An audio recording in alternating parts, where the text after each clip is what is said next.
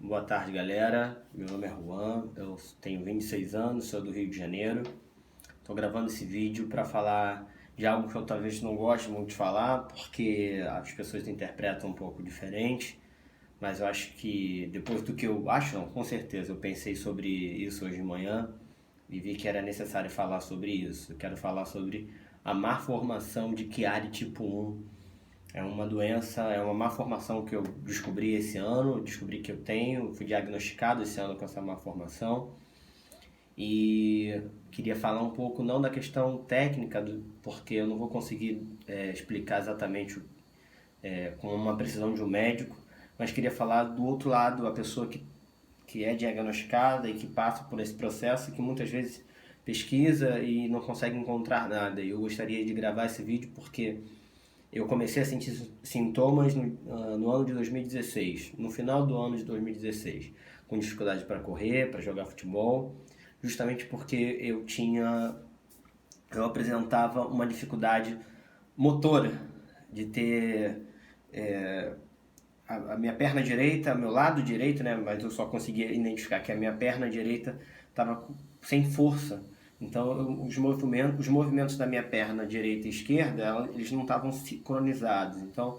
eu não fazia uma corrida, parecia que eu estava mancando ou tinha pouca força para fazer os movimentos. Então, enquanto eu ainda chutava a bola fraco, eu achava normal, achava que era apenas uma fraqueza, não sabia chutar. Acho que ainda não consigo chutar bem, mas enfim. Mas eu comecei a perceber que eu tinha pouca força para fazer alguns atos, alguns movimentos. E comecei a ter mais dificuldade quando eu comecei a mancar. Eu vi que os sintomas estavam progredindo e eu comecei a ver que eu estava andando de estranho e estava muito sem equilíbrio. E aí procurei um ortopedista achando que era joelho, achando que era alguma questão dessa. E aí ele me passou um ortopedista me passou uma ressonância no joelho e na lombar. Não encontrou nada. E ficou fazendo alguns testes e viu que não sabia o que dizer, não sabia o que dizer porque não sabia o que era. E aí a gente toma um baque, assim, olha, eu tô com um problema e não sei o que que é. Achava até que tinha que operar o joelho. A gente entra em crise, começa a procurar e não acha nada. Me passou um neurologista, achou que era algum nervo comprimido, era por isso que eu estava perdendo a sensibilidade ou a força, poderia ser isso. Fui até um neuro, ele me passou um exame de uma eletromiografia. E meus nervos estavam ótimos, não tinha nada, não tinha problema com o nervo. Até eu vou procurar um angiologista, pode ser uma compressão de veia, sei lá. Eu estou sentindo ela dormente, também fiz um exame, não achei nada, não achou nada com essa questão do angiologista, neurologista e um ortopedista. Então, o ano de 2016 e ano de 2017 foram anos que eu tinha uma situação, um problema, mas não sabia que eu tinha. Então, fiquei muito preocupado. Passei 2017 com essa dificuldade para dirigir, para andar, não devia nem estar dirigindo, mas dirigindo, andando, caminhando, já não corria, não jogava bola, continuou sem jogar bola. E aí esse ano procurei um médico chamado Gustavo Figueira, ele atende na Barra, do outro lado tem Barra Shopping, do outro lado do Barra Shopping tem uma clínica lá, um prédio com várias clínicas, eu não sei te dizer qual o nome. E esse doutor Gustavo Figueira, ele me passou um exame de uma ressonância na cervical e no crânio, até identificar essa malformação de Arnold-Chiari tipo 1. É muito difícil ser diagnosticada porque nem todos os médicos das outras áreas conhecem essa doença. Então, assim, o meu ponto para gravar esse vídeo é justamente isso. Muitos médicos não conhecem. E às vezes a gente fica passando por vários médicos e eles simplesmente não conhecem. E até ele ver os meus sintomas, eu falar um pouco da minha história, ele, ok, vamos fazer esse exame, essa ressonância magnética. Passei por essa ressonância e foi identificada a malformação de Chiari tipo 1. E aí ele me passou para que eu pudesse conversar com um neurocirurgião para saber se, no meu caso, era prudente ou especificamente para uma cirurgia ou não. Porque nem todos os casos são para cirurgia, mas o meu foi entendido que era melhor uma cirurgia. Inclusive vou fazer no dia 2 de janeiro, hoje é dia 27 ou dia 28 de dezembro, estou gravando esse vídeo, e no dia 2, assim, daqui a alguns dias, algum tempinho agora, eu vou fazer essa cirurgia. E eu queria muito gravar porque eu estava em casa, assim, eu não gosto muito de falar sobre isso, Eu estava em casa pensando justamente sobre isso, porque muitas pessoas interpretam que você tá fazendo charme ou você está querendo se fazer de coitadinho, mas eu passei anos sem saber o que eu tinha, pesquisando sobre isso, procurando médicos, e poucas pessoas conseguem encontrar ou terem uma condição para poder fazer vários exames. Eu tenho um plano, o local onde eu trabalho me concede esse privilégio, que talvez financeiramente eu não tivesse possibilidade de pagar um plano, para que eu pudesse fazer vários exames, porque você precisa passar para um ortopedista, ele não vai te dar uma resposta, vai passar para um neuro, talvez não vai te dar a resposta.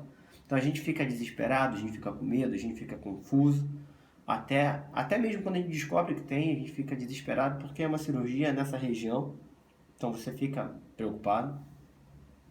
Mas meu intuito de gravar esse vídeo é primeiro para as pessoas que não foram diagnosticadas, para te dizer se você está com esses sintomas de perda da força na sua perna, ou alguma área, perda da força, sensibilidade, falta de equilíbrio, outros sentem dor de cabeça, uma dor muito irradiada aqui, eu não tenho essa dor, mas uma dor forte nessa área, eu não tenho essa dor, mas é um dos sintomas, entre outros sintomas.